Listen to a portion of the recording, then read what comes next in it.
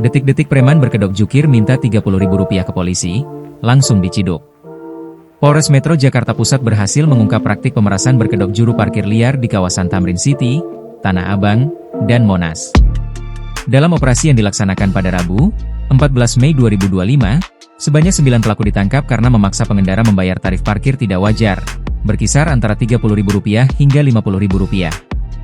Operasi ini merupakan bagian dari Operasi Berantas Jaya 2025 yang bertujuan memberantas premanisme di wilayah Jakarta Pusat.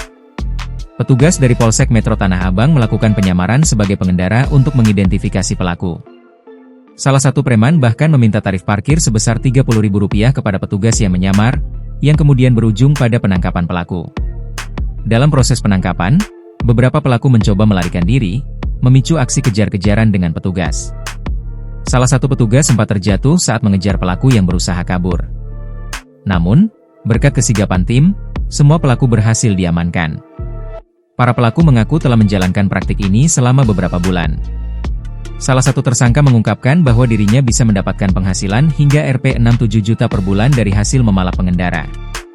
Mereka beroperasi dengan memanfaatkan atribut palsu seperti karcis dan ID card parkir untuk meyakinkan korban.